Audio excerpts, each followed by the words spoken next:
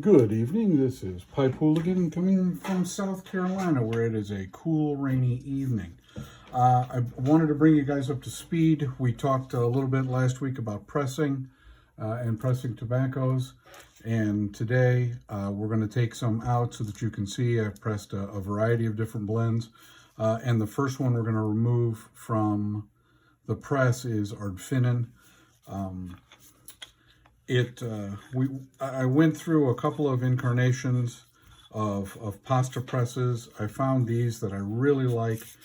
They clean up very, very well. They're stainless steel. I've made caps for the inside out of stainless steel. Obviously, there's a little stick to it.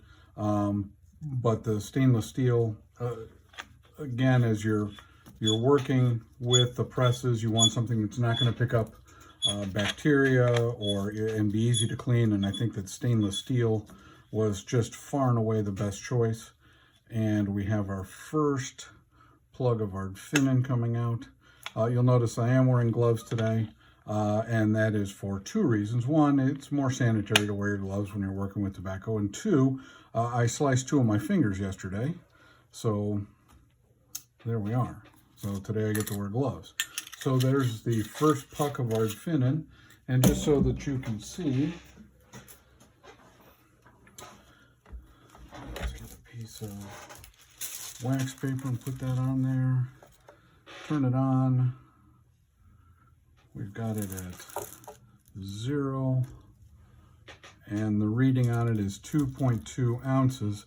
And what really makes it exciting is it fits in a 4-ounce mason jar absolutely perfectly, so it makes storage a lot easier. So you can see it's the smallest size, and it's just I really think that pressing helps some blends. Now there's some blends that we've pressed and tried that they were good before, pressing really didn't help them, and then there are other blends that are absolutely spectacular pressed. And so I just thought, well, we'll just try all the blends. Next up that we're going to try, let's get this Ardfinnan wiped off. Also, not a shout out or anything to Amazon, but I've found these alcohol prep wipes, and I find that they're very, very effective. They don't leave cotton fuzz. I've been using just isopropyl alcohol on either a paper towel or on a shop towel, and periodically you get a little fuzz left behind. These alcohol prep pads do an excellent job all by themselves. So let's take out our next blend, and this is Wallace, which is an Orva. So it's an Oriental Virginia blend, a touch of Cavendish in it, and we'll take a look and see how it looks coming out of the press. And I found that the Oriental blends, the Orva, Wallace,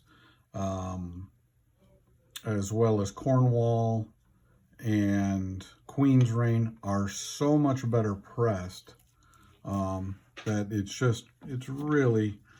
just makes all the difference in the world. And I'm very excited to have these blends available, pressed as I go forward. And all the blends that I have, you can get pressed or you can have in ribbon cut, but as I go forward, they will be available pressed. If you'd like to press them, remember it takes 3 or 4 days for it to get through the press.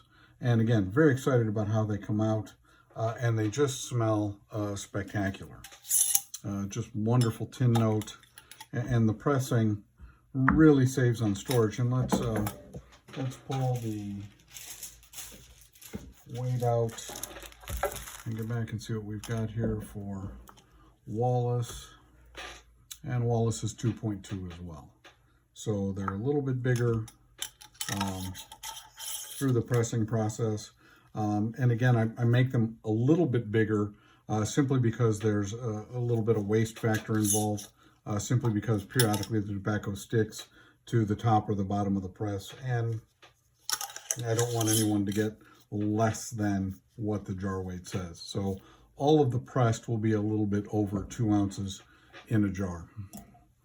Very exciting stuff. So we've got Art Finnan, we've done Wallace. Let's see what's next on the list. And so that y'all know, I bought 22 of these presses, so that there's not a lag time. So if you order something, or you want to talk about an order, you know, we can get something into a press right away. Here's Aberdeen. It's one of my light English blends, or sweet English.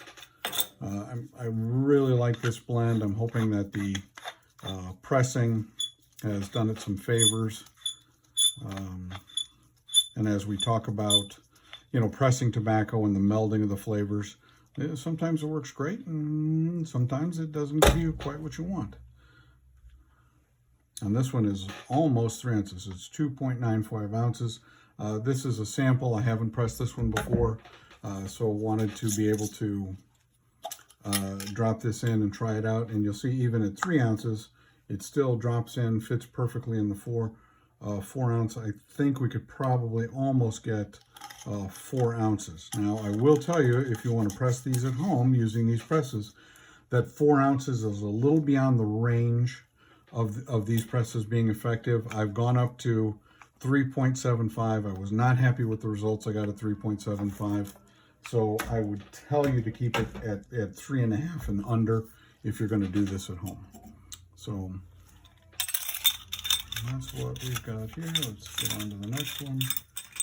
And these obviously have to be taken apart and cleaned and wiped down. And I try to use alcohol exclusively as a cleaner. I'm not fond of dish soap, simply because it can leave aromas behind. So I use alcohol wipes almost exclusively to clean and disinfect between pressings. I also don't want there to be ghosts in the press either. So right now we're going to take a look at Gerlach. And this has been in for a couple of days. We'll take a look and see how Gerlach looks.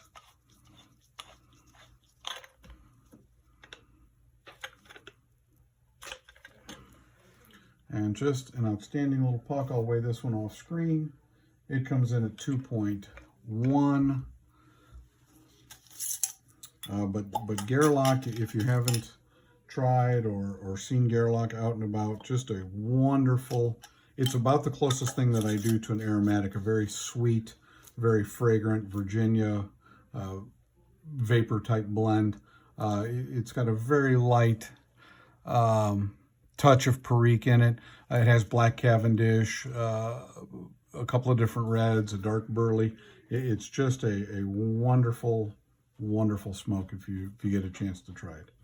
Okay, so that's blending. I have more to do. I have, well, I have 22 presses, but I don't want to bore you with all that.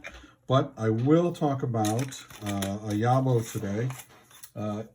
Eric and Katrina at EMC have put together another couple of pipes for me. So let's take a look and see what we got today in the mail. Now, I pre-opened the box just to make my life easy.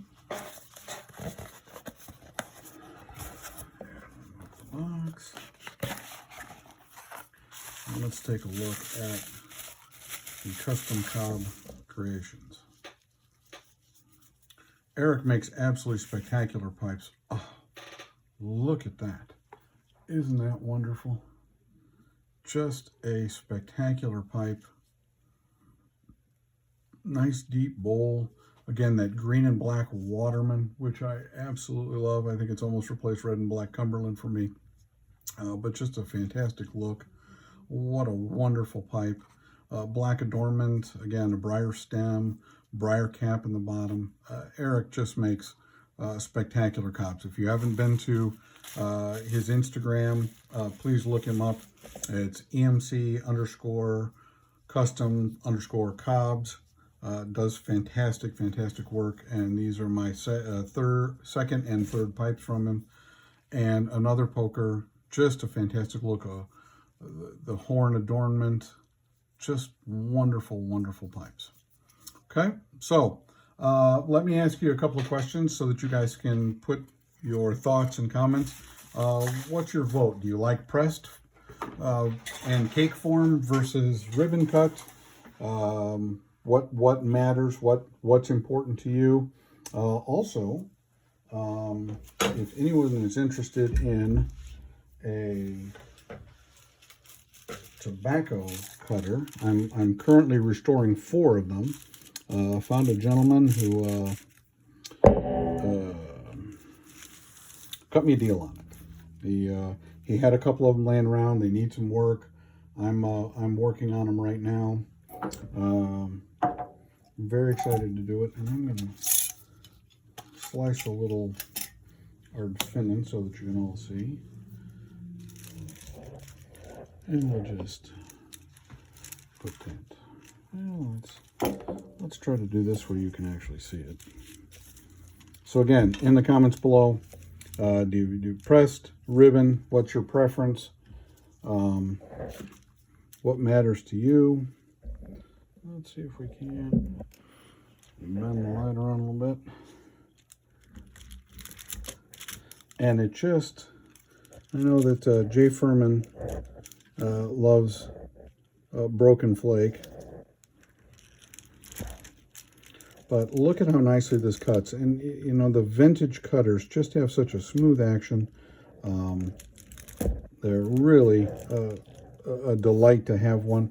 So if you're interested in a vintage cutter, give me a shout out. You can reach me at emersonsouthern@yahoo.com. You can reach me at